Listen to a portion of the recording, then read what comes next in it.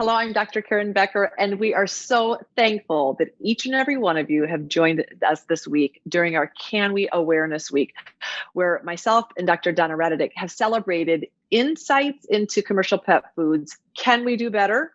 Yes, we can. Joining me to wrap up this amazing week is Dr. Donna Raditic herself. Thank you for joining me. Thank you, Karen. It's been an incredible week. Talking to each and every one of our guests was so exciting, and they each gave us some pearls and some wisdom. We're a pretty progressive group, I'm telling you, and we have some good people working along us. We started out with David Turner, you remember? Amazing what he's doing for humans, and so amazing that he is collaborating with us to be able to provide information that trickles down to the rest of the animal kingdom. I feel like it's the stars aligning. You know, when you first introduced, we started talking, and he had a journal club. I started, listening in with his grad students, and then he wanted one of our grad students to go ahead and present, and then one thing led to the other, and next thing we got chatting, and he has gotten in some funds and wants to collaborate with CANWI to test AGEs in a bunch of pet foods and establish a library. And what we're going to do, he's starting this AGE Foundation website, which is going to review all AGEs papers on research, and put it in layman's terms so we all know what it's saying, and have the library set up there. This is amazing. Again, the stars aligned with David.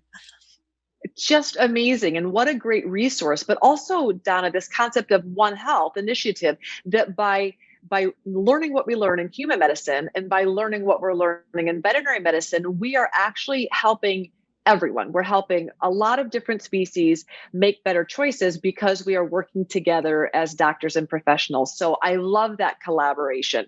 But that's just one of many that that we've highlighted this week. Right. Dr. Joe Barges talked about they're coming out, getting their probably first of 5 publications out of the research that CANWI funded on ages in dog food and ages in healthy dogs. And take home there, certainly they looked at 3 processed diets: dry, canned, and then an air dried, kind of ultra processed, canned and dried. Air dried was processed, and then kind of a homemade or minimally processed. And sure enough, the levels in that diet, the minimally processed diet, was statistically lower in ages.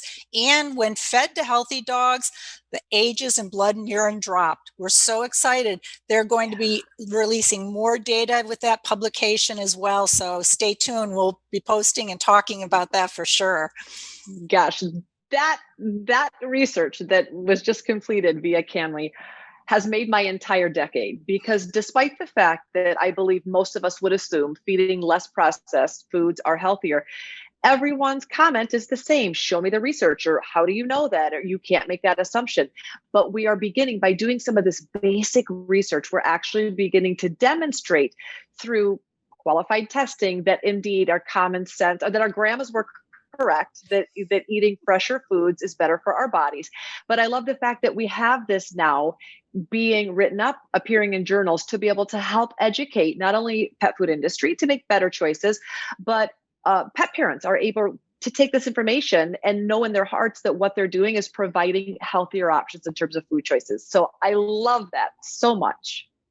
And Dr. Laura Gaylord and I, we talked about that, ultra processed foods, how we are being told, let's get fruits, veggies, avoid, get on the outskirts of the grocery stores. Don't get into all that processed stuff. And that's, we're being told that, but we're not, in the pet food world, that's not happening. So what we talked about was also the idea of adding fresh veggies, lean meats and stuff, adding things, I don't eat perfectly. Nobody eats perfectly, but to improve your dog or cat's nutrition now, the idea of actually adding some real food into that, or using some of the homemade like diets that are out there, the raw diets, minimally processed diets, whatever you can afford to do to improve. Even, we talked about how veterinarians always say, don't feed those table scraps. Oh yes, feed them if it's healthy food. That's what we want to be doing. And she even was talking about how she cooks and does homemade food for her dog. And we also offered some places where owners and pet parents can go to get more information about those recipes. So I'm very excited. She's joining us. She's going to join us on the CANWI Scientific Committee and help us to move forward our research. I'm delighted. Really, we're just growing this magnificent team of very well qualified, very passionate individuals that are interested in seeking some answers to the same questions we have, that what can we do via food and lifestyle to intentionally make our animals healthier? And so we're collecting this amazing team of people, researchers, scientists, veterinarians that have that same mission, which is so exciting, so exciting. And then some more future research also coming up. Yes. So Siobhan, who did the original work on the ages in dogs, she's coming back. She's coming back to Georgia, and she's going to do a residency in nutrition. She's going to become a board certified nutritionist like Dr. Gaylord and myself. And she's going to, with that, she has to, guess what? For her program, she has to do more research. So we're excited about Perfect that, to be funding that. And then we are fortunate enough, Nicole Kamek is going to come, and she's going to do a doctorate at Georgia. She's got a master's in human nutrition, and wants to be a PhD animal nutritionist, has an intense interest in this area, heard about us. So there's another bright, shining star for us. So we are very, very lucky. Very lucky indeed. And out of not just doing this basic research that is so desperately needed in veterinary medicine, by CANWI helping to cultivate the next generation of professionals and researchers with the knowledge they need to be able to carry on this research, I believe, Donna, this is the beginning of what's necessary for this overall paradigm shift to occur in veterinary medicine, where we begin to really embrace and recognize the power of food being both capable of harming our bodies and food being capable of healing our bodies. It's through this research that allows us to be able to not just educate our veterinary peers and our professional colleagues, but in turn, take that information to veterinary schools and ultimately the next generation of veterinarians who will then begin educating their clients differently. And it starts with this cascade of events that have been put into place, which is really exciting. It is. And even Dr. Barges, who's been doing research forever and educating forever, I mean, to see him light up about the ages research and how he feels like this is what's happened in human nutrition.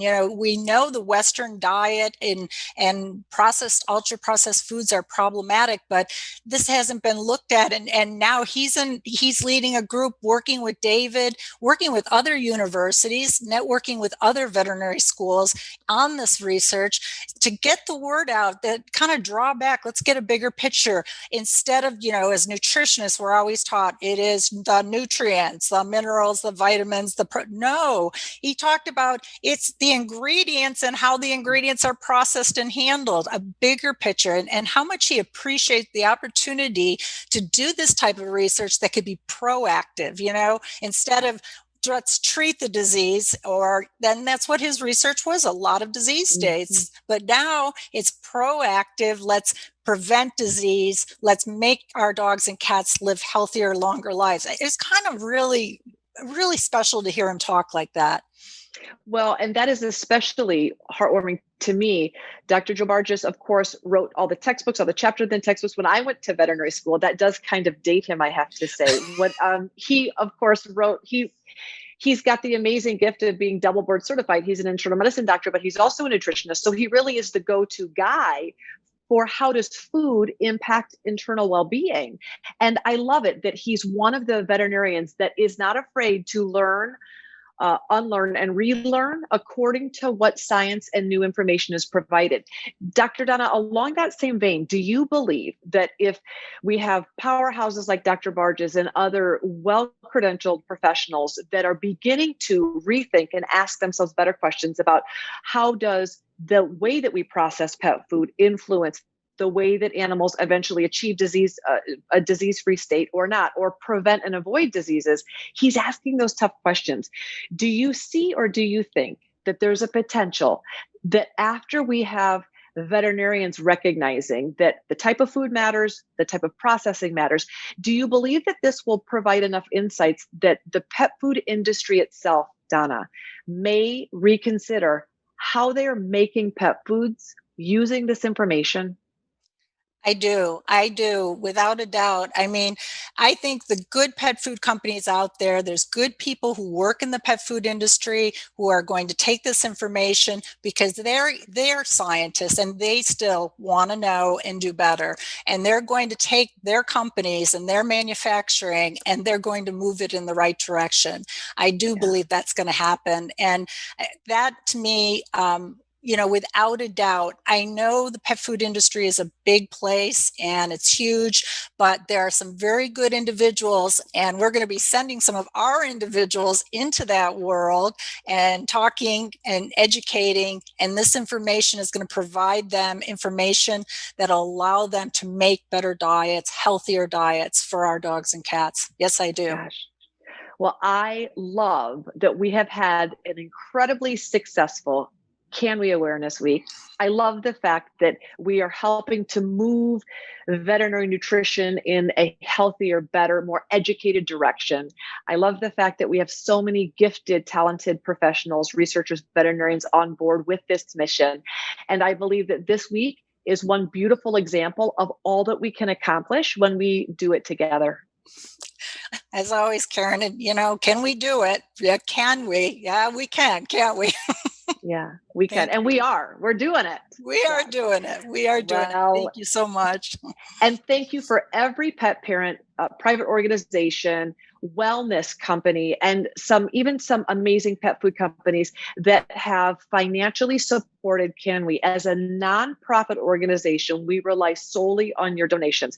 We appreciate from the bottom of our hearts each one of you stepping up and contributing to this amazing research, not just what has been done but also for our upcoming research projects. We love the fact that we are able to all work together to provide this information to you through your private donations. So thank you for everyone that has supported us. Thank you. Thank you. Without saying, thank you, Karen, for all you've done. Thank you, all CANWI supporters. We couldn't do it without you. We need all of you to be behind us. You motivate us, our supporters motivate us to get answers, to do this research, support these individuals who are going to make changes as we're making changes in pet food nutrition. Thank you.